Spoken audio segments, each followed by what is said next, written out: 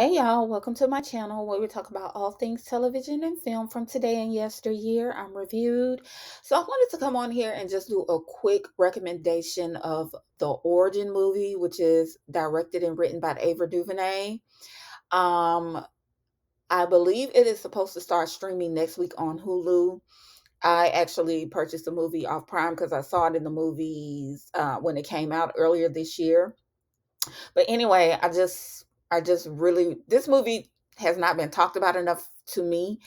And even though I'm a small, just starting my YouTube channel YouTuber, I did want to just recommend this movie to people because it is a really excellent film.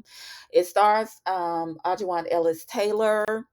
Also, you have John Bernthal, who is in the movie. He plays her husband, aka Shane from The Walking Dead. And of course, you have Vera Farmiga, who is known as Lorraine Warren, okay, from all the Conjuring movies. Blair Underwood also makes an appearance in the movie. Basically, Audrey Ellis' character, she plays Isabel Wilkerson, who is like a Pulitzer Prize writer. And the movie actually starts off, guys, with like a reenactment of what the whole Trayvon Martin. And this is how she ends up going on this journey to find out exactly why things are the way they are when it comes to race. They basically refer to it as caste, and I guess caste meaning the hierarchy, meaning if you're on a certain level, you're treated a certain way, or of a certain race. Here in America, you're treated a certain way. Excuse me, a certain way. And the reason they call it caste, I believe, is because when you dealing with other countries like Germany and India and Africa and things like that, it's like how can you discriminate against people who all look alike? But in this movie, they take you on a journey into seeing how that is actually done. Also in the movie, you get a quick glimpse of Finn Wittrock. He is the guy from American Horror Story. I'm not sure what else he played in, but I will always know him from American Horror Story. He played like one of my favorite characters in season 3. Um, Also, you got Niecy Nash in the film, and Niecy be killing her more dramatic roles, but she still got a little bit of that comedy undertone in it. She's also in the movie.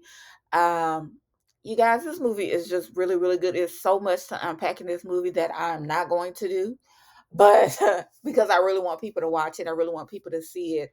Um, she goes to India. This dude here with the fro, oh my god, y'all, he gave me life. He When I bought the movie, I was like, I just rewinded to his parts because he's just so fly. It's like it amazes me how certain characteristics, even though we're in different ethnicities, cultures, and countries, just certain characteristics that you can see in people who have no knowledge of you. You know what I'm saying? It's just one of those. I mean, look at the ponytail, y'all. The puff, y'all. The puff took me out. Listen, um, India, and I believe that they still deal with this to this day. They're called Dalits, and they're people who basically clean, human waste. And this young man right here, I think this is one of the first times in the movies that I cried was when this young man here, they were basically doing a flashback and just telling the story of one of a very popular figure or whatnot in their country and their culture, and just saying how he had to sit in the back of the classroom because he came from a Dalit family, and in the Dalits they are considered the untouchables. And so again, this just relates to how racism is in America, excuse me, and just showing that that is how it is also in India, just basically the discrimination against certain group of people. Um, this is one of my favorite scenes in the movie with Audra McDonald. Listen, I love her. She's just a good actress. I don't see her in a lot, but anytime she's in something, I enjoy whatever character she's portraying. But this one of this is one of my this was a very heartfelt moment in the movie when she's sitting down and she's talking to Isabel and just basically sharing with her an experience that she has gone through or had gone through in her childhood. Um, Also, this is a couple in the movie who's featured in the movie who I believe they started off in Europe and they ended up back in the South, and just the things they kind of experienced in America and when they weren't in America, whatnot. Um, oh my gosh. Okay, so in the movie, the women up here that are getting their hair cut, they were, um, you know, in Germany when all the things popped off with the Holocaust or whatnot. Um, Over here in the at the bottom is showing a guy who is getting ready to put one of the workers in the dullet pit. I didn't want to show too much of it. I didn't want to zoom in on it because it's really gross. I know it's fake, the feces or whatnot, but it's gross. And up top is just like a slave ship. I don't know if you could really see it because it was really dark on the film, this particular area, but that's just a slave ship and showing how they, brought slaves over here. And, they also showed a photo of the museum in Alabama, which I've never been to. And we also get a scene from the segregation days. Again, like I said, it's a lot in this movie. It's a lot to unpack in this movie. So I just want to highlight some of the moments that stood out for me.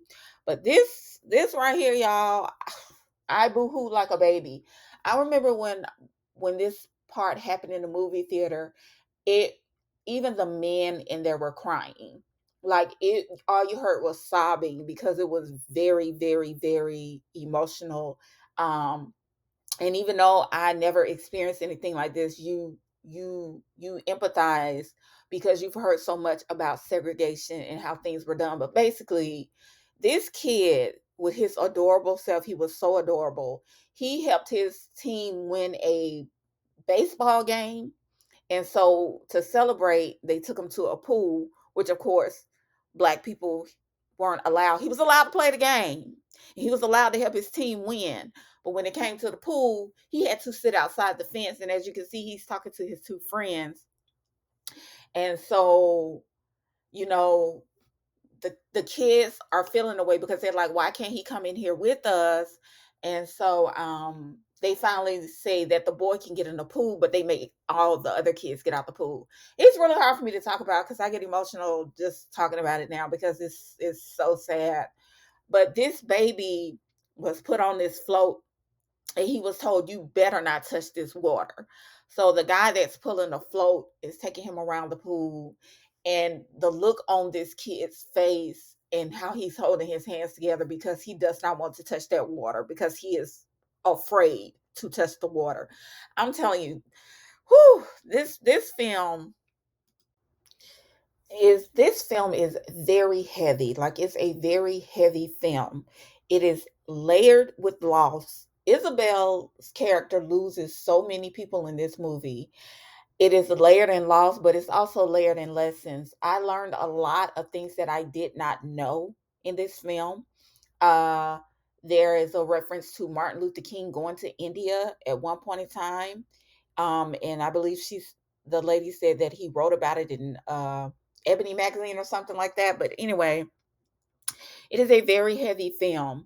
I do recommend this film, but I do want to let people know, whoever hears this, that if you are not in a place where you can deal with anything that is going to bring out certain emotion, or if you're dealing with any type of loss or anything, I would just say just wait, because this film, I'm telling you, I have not cried this much in a movie since Passion of the Christ. I can honestly say that that is the last time I cried so much in a movie theater, was Passion of the Christ, and now this movie. um it's also, if I'm not mistaken, there's a book. I think the book is called Cast, but either way, I don't know if I'm gonna listen to the book because Ava DuVernay did such a good job with this film, with her writing and directing. It was just a beautiful film. I'm telling you, the only uh the only thing negative I have to say about this film, and this is just my personal opinion, is I do not like the fact that this film did not get the reimagined color purple treatment. That is my only complaint about this film. And what I mean by that is, and this is not to pit anybody against each other, because I bought the Color Purple Reimagined too, and if I'm being honest, I can imagine I could have gone without seeing it. But that's another story for another day. But I don't like the fact that this movie was not pushed through the promotional algorithm like the Color Purple. Or even we can even talk about the American Fiction or the Holdover movie, that I didn't even watch. I saw the trailer of the Holdover twice because they kept getting so much talk and the woman won the awards and things like that. And I was like, this is not something I want to see. And American Fiction, it took me 2 days to finish that movie because I just was not interested in it.